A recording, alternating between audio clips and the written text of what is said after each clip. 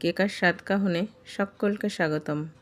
আশা করি তোমরা সবাই খুব ভালো আছো, আমরাও ভালো আছি। আমাদের নুগাপেস্টে ফুড ফেস্টিভ্যালে আমি এই বিটরুটের হালুয়া করেছিলাম। সবাই ভীষণ পছন্দ করেছে এই বিটরুটের হালুয়া, তাই সবাই রেসিপিও জানতে চেয়েছিল। গত বছর শীতে আমি এই বিটরুটের হালুয়া শেয়ার করেছিলাম, তো এবারও তোমাদের জন্য আবার বিটরুটের রেসিপি আমি শেয়ার করছি। আসো দেখে নিই কীভাবে করলাম, সঙ্গে থাকো। বিটের হালুয়া করার জন্য সবার প্রথমে এখানে আমি নিয়ে নিয়েছি 1 কিলো বিট। তাকে খুব ভালো করে ধুয়ে পরিষ্কার করে ছাড়িয়ে নিয়েছি খোসা। এখন গ্রেটারের সাহায্যে আমি এইভাবে গ্রেট করে নেব।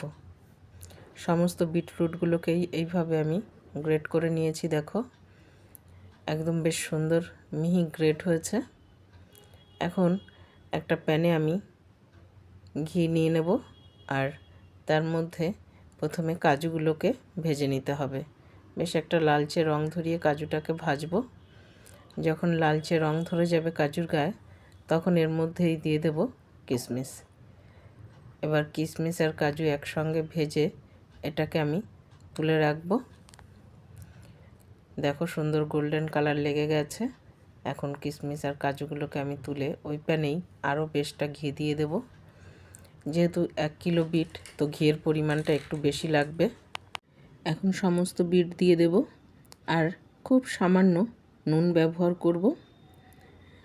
এখন বিটকে ঘিয়ের মধ্যে খুব ভালো করে ভাজতে হবে, মানে এত সুন্দর করে ভাজতে হবে যাতে বিটটা 3 ভাগের 1 ভাগ হয়ে আসে, তত পর্যন্ত ঘিয়ের সঙ্গে ভেজে নিতে হবে। দেখো বিট কিন্তু একদম ভেজে অল্প হয়ে গেছে, ঠিক যেরকম বলেছিলাম 3 ভাগের 1 ভাগ, ঠিক এরকম সুন্দর করে ঘিয়ের সঙ্গে ভালো করে ভেজে নিতে হবে। যখন এরকম সুন্দর করে ভাজা হয়ে যাবে, তখন এখানে ব্যবহার করব দুধ।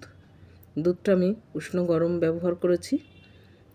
দুধের সঙ্গে এখন এটাকে খুব ভালো করে জাল করে নিতে হবে।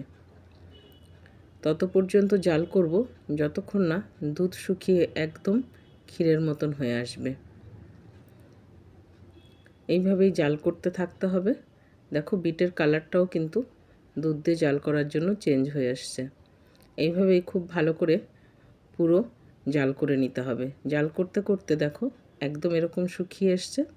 এটাকে আর একটু শুকিয়ে নেব জাল করে। যখন এরকম শুকিয়ে আসবে, তখন এর মধ্যে দিয়ে দেব গুঁড়ো পাউডার দুধ। এই পাউডার দুধ দেওয়ার জন্য না, এর টেস্টটা খুব সুন্দর আসে। খুব ভালো করে এর সঙ্গে এখন মিশিয়ে নিতে হবে পাউডার দুধটাকেও।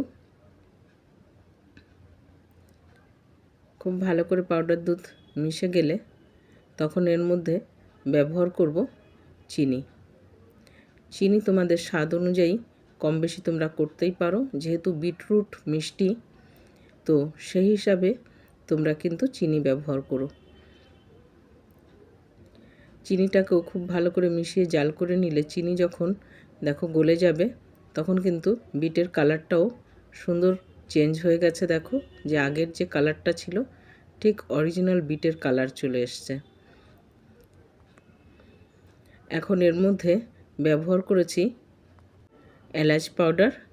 এখানে 6টা এলাচ পাউডার আমি ব্যবহার করেছি। আর আমি যে কাজু আর কিশমিশ ভেজে রেখেছিলাম, সেটাও এর মধ্যে ব্যবহার করলাম। এখন এলাচের পাউডার আর কাজু কিশমিশ সব একসঙ্গে খুব ভালো করে মিশিয়ে নিতে হবে। এই এলাচের পাউডারের জন্য না, এর স্বাদটা কিন্তু অনেক গুণ ভালো লাগে, আর ফ্লেভারটাও খুব সুন্দর লাগে। এই বিটের হালুয়া কিন্তু ভীষণ টেস্টিও হয়, আর খুব বিট হেলদি কিন্তু। সব কিছু ভালো করে মিশিয়ে নিয়েছি, আর এখানে আমি বেশটা খয়া ক্ষীর ব্যবহার করেছি।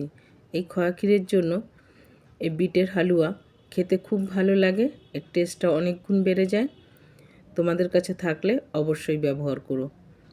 সব কিছুর সঙ্গে এখন খুব ভালো করে মিশিয়ে নিতে হবে। এখন বাজারে গেলেই কিন্তু শীতের সময় একদম ফ্রেশ বিট পাওয়া যায়, তো ঘরে এনে অবশ্যই ট্রাই করো। গেস্টকে খাওয়াও, ঘরের সবাইকে খাওয়াও, দেখবে খুবই একটা হেলদি খাবার, খেতে ভীষণ টেস্টি হয়। একবার অবশ্যই ট্রাই করো। বিটের হালুয়া আমি আমাদের নুগা বেস্টের ফুড ফেস্টিভ্যালের উপলক্ষে করেছিলাম। সবাই ভীষণ পছন্দ করেছিল আমার বিটের হালুয়া। অনেকে রেসিপিও জানতে চেয়েছে। যদিও আমি সবসময় রেসিপি শেয়ার করে থাকি, তো সত্যি এই রেসিপিটা শেয়ার করে আমার নিজেরও ভীষণ ভালো লাগছে। তোমাদের রেসিপি কেমন লাগলো কমেন্টে কিন্তু অবশ্যই জানিও। আর ভালো লেগে থাকলে চ্যানেলটা ফলো আর ইউটিউব থেকে দেখে থাকলে সাবস্ক্রাইব করে পাশে থেকো। তাহলে আজ এখানেই শেষ করছি। সবাই ভালো থাকবে, সুস্থ থাকবে। দেখা হবে পরের আরেকটি ব্লগে।